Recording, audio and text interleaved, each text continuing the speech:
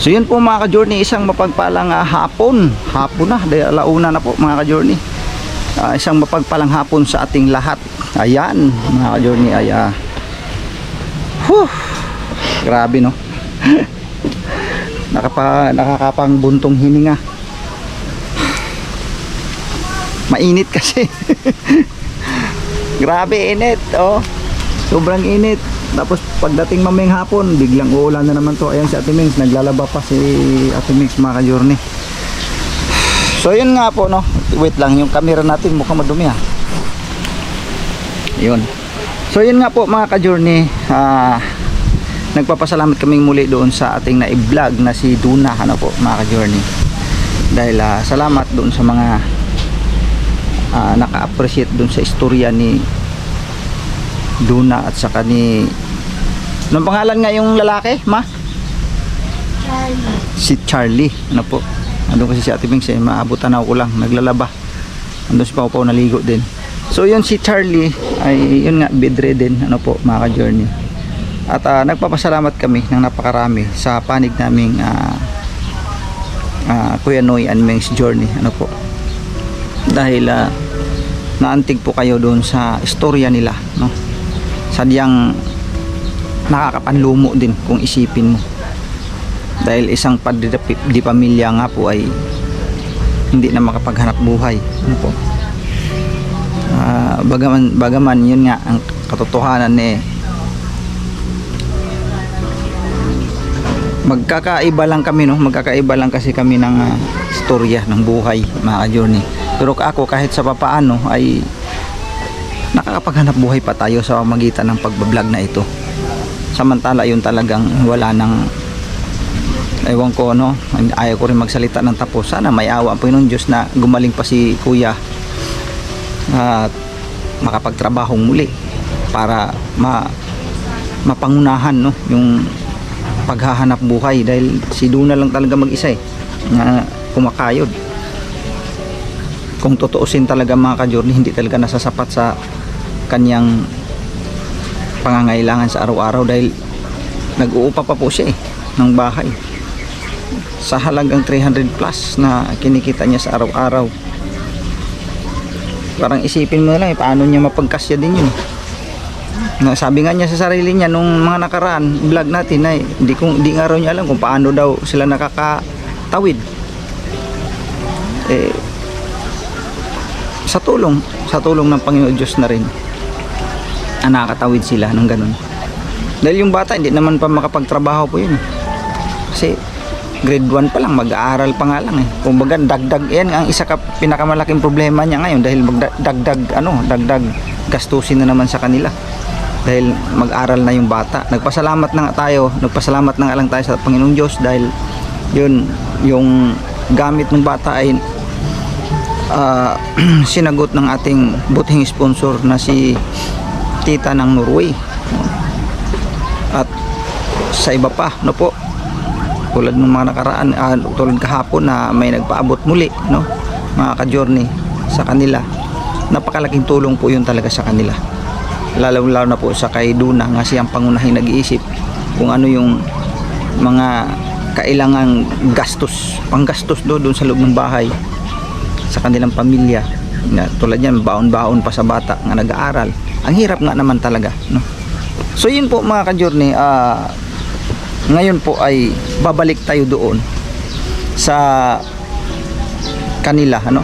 Kanila.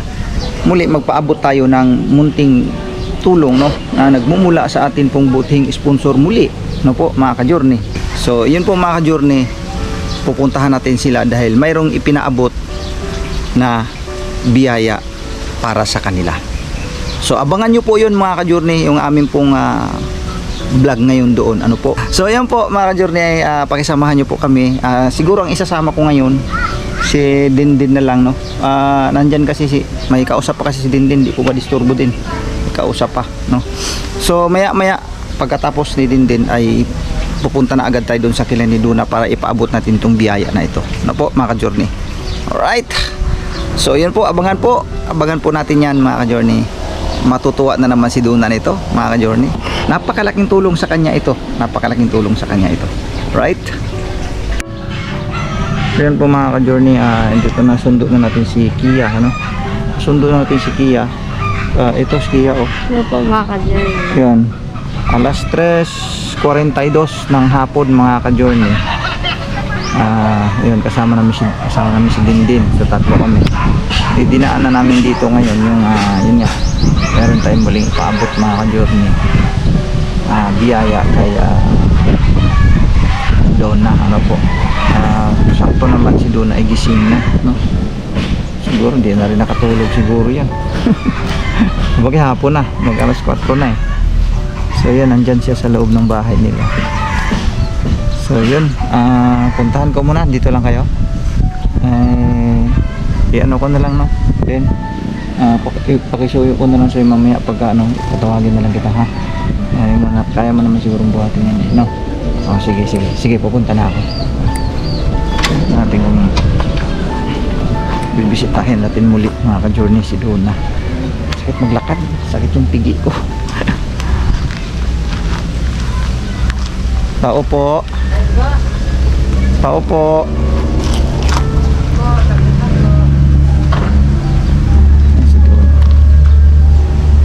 Yung bahay nila.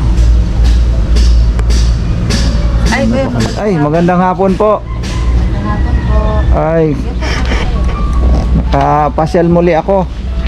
Kumusta naman? Napainom nyo na ba ng gatas yun si Kuya? Opo, napainom ko na po. Ayaw mo lang siya, baka tulog. Huwag mo lang gisingin siguro. Yun. Ay, hindi na yata kayo nakatulog. Hindi po. Hindi na ako nakatulog. Simula kanina umaga? Opo. Hala! Paano ka ako yan? May pasok ka mamaya. Sabi ko po sa atin muna. Pas ka muna. Opo. Nahilo po kasi yan eh. Ha? Nahilo daw po siya, kaya hindi ako makatulog. Nahihilo siya. Opo. Baka hindi kaya sa sobrang init kasi walang ano to mga ka-journey, parang katulad lang di sa amin to na walang ano eh. Wala siyang tawag nito yung ano ba, yung alkuba o tawag ano ba diyan? Opo. Wala siyang sapin o ceiling, no? Opo. Ano daw po siya, sabi ko sa ate po muna mamaya. Oo. Gabi pa naman. Magandang hapon po. Ay, si Kuya, oh. Hello, Kuya.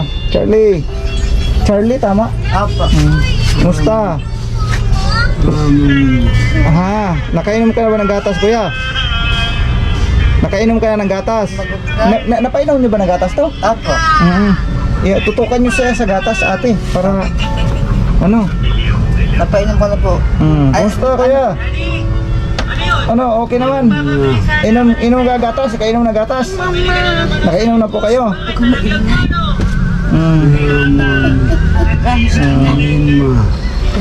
Ano po, Tay? Magandang hapon daw po. Magandang hapon po. Opo, magandang hapon din po. Naka-vlog po tayo, ano? Naka-vlog po tayo. Okay lang. Ayan. Kumusta naman ang pakiramdam? Nakainom ng gatas? Ba't tatay tawag ko eh? Kung mas, okay lang daw po. Okay lang. Mas bagay matanda naman siya sa akin eh. Kuya lang, kuya. Kumusta naman pakiramdam, kuya? Okay lang daw po siya. Okay lang po. Basta kuan lang, galaw-galaw lang para wag naman masyadong makumbitaw, ma-stack yung kanyang ba? Ako na kung ako yung wheelchair. Oo, dapat pa anuhin mo siya dito, lalo pag bandang mga hapon, pwede mo siya dito paupuin sandali siguro eh. Katulad ngayon, hindi ka naman kamo papasok, pwede mo siyang ilagay dito ba? Ilagay mo lang siya sa wheelchair para kahit pa paano nakakalanghap-langhap siya ng sariwang hangin. Yun ang pinaka-importante din kasi sa kanya. Hindi lang dito sa loob siya naglalagi. Magawaan din ba siya ng yun ang gawing daily routine sa kanya.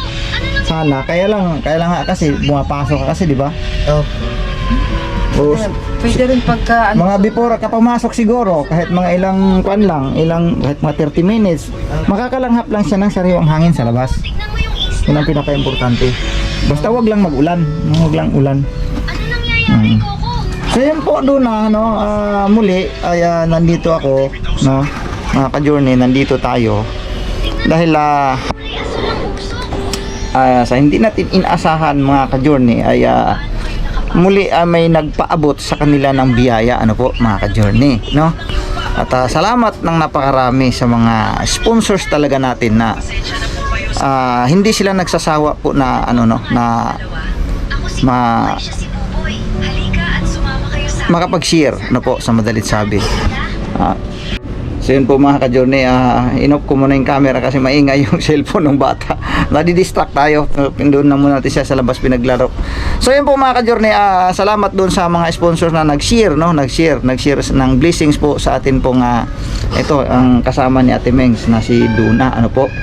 So salamat ng napakarami. So ngayon ay Duna, mayroon kaming ipaabot sa iyo. Kukunin ko lang So then pakidala na nga dito yung ating biyaya din. Oh. So yun, kukunin na lang ni Dindin mga ka-journey. So yun, wala mo nang pasok ngayon. Wala po muna, inaantok. Bakit di ka nakatulog nga pala? Ano ba nangyari? Ano po siya, nahihilo daw po siya. Binabantayan mo. Tapos po yung bata, hinatid ko. Nakarating lang po namin, sinundo ko rin. Oo, so wala na. Ipit ang oras ka. Kumbaga kanina nung pag-uwi mo, hindi ka kaagad nakatulog. Hindi po. Baka po ako makatulugan ko, hindi makapasok. Yun na nga, no? Kasi ang oras ay anong oras pasok niya? Alas 12 po. Alas 12. Opo. So kung dumating ka ng alas 7, alas 8, alas 9, 10, bagay, kung yun nga ang problema, kung makatulugan mo nga naman, hindi nga talaga makapasok. Hindi man po ako makatulog agad pagdating So, ko. siguro ang pinakamainam siguro doon ay mag-alarm ka ng mga 11. Kumbaga yung alas 7, pag uwi mo, palagay natin, alas 8, magsimula ka nang matulog, alas 8, alas 9, alas 10, alas 11, kahit pa paano, may 3 hours ka. Ganun na lang siguro, budgetin mo na lang yung oras mo. Oo nga po, siguro budgeting ko na lang. Ganun na lang. Ngayon po, nahihilo ako. Oh, eto doon na. Isang box na malaki. Eto, oh. Din, baka ibuhat dito natin ibutang sa doon ibuhat natin din. Yan, oh yan, isang box yan doon na ha. Ayan, isang box. Ayan. Oh, diaper po yan for adult, no?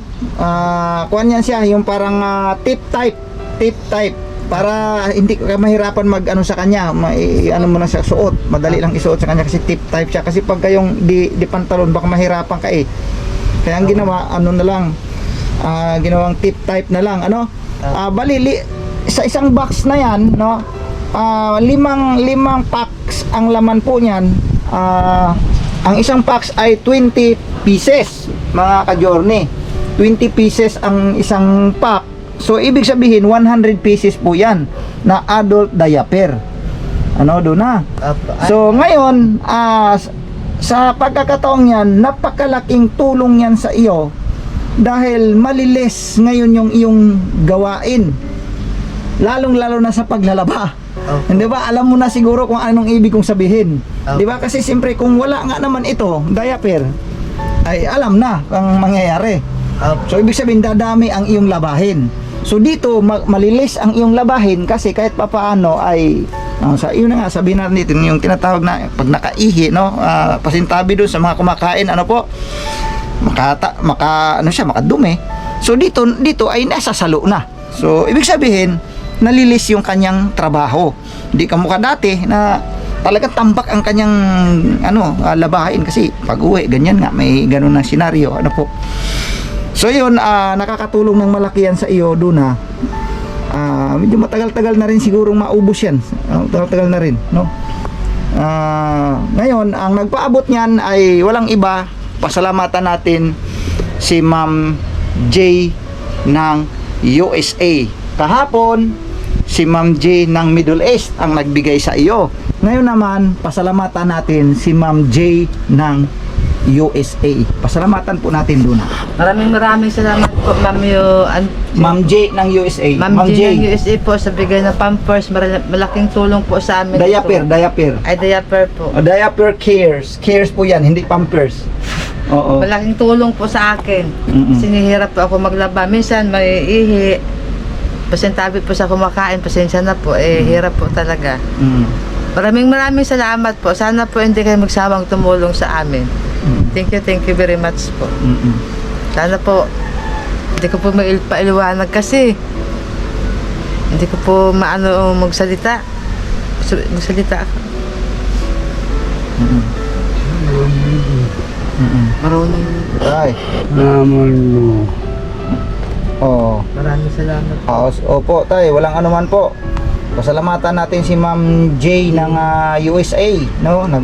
Naantig ang kanilang puso sa inyo, no? Sa ganyong kalagayan, ano po? So, magpapasalamat tayo kay Ma'am J ng USA, no? Ma'am, maraming salamat po, ma'am, no? Sa inyo pong panonood sa channel ko na ito.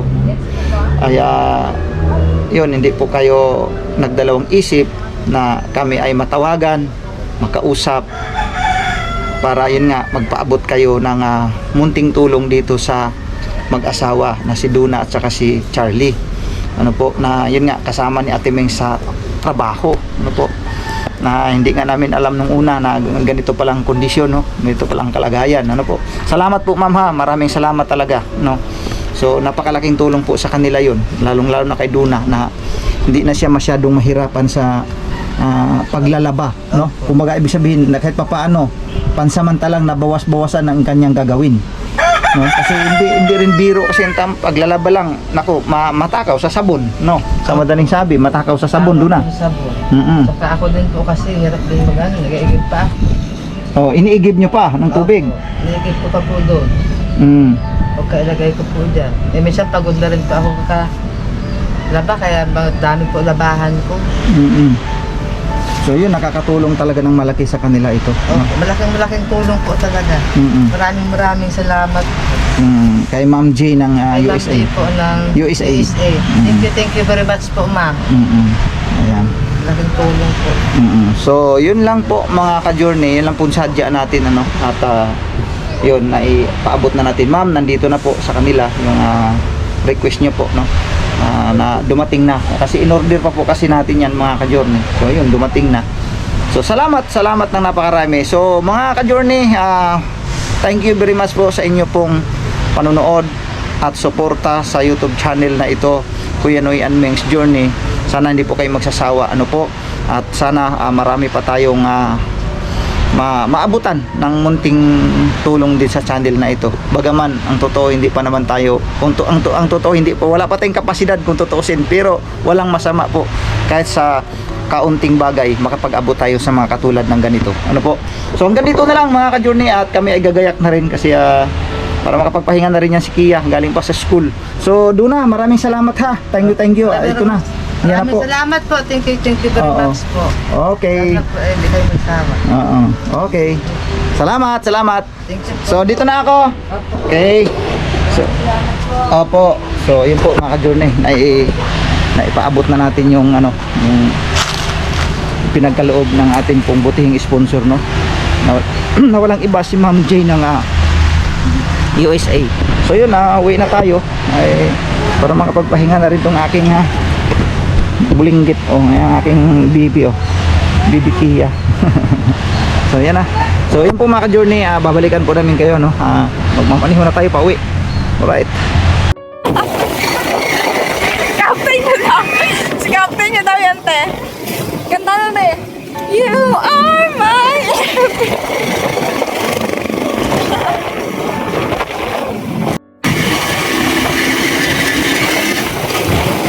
Ano ang kanta nila, be?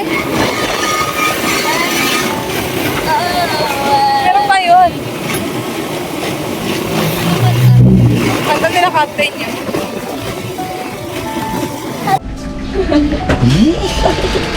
Diyan naman nga ang bay no dito, auntie. Nagbay kami ng ang susyang merinda ang bunto ni daddy. Diyos, ginoo ko. Nakauwi na kami galing sa school at galing doon kay Duna, no, mga ka-journey. So yun, maraming salamat po mga ka-journey sa pagsama nyo po sa vlog na ito, ano po. So yun, naipaabot na natin kay Duna. So ko tuwang-tuwa yung taon si Duna, mga ka-journey. Dahil siyempre napakalaking tulong naman sa kanya talaga yun. ang ano, maalingiing, mainit. So God bless po mga ka-journey, God bless po sa ating lahat. Salamat po ng napakarami. Alright. Bye-bye.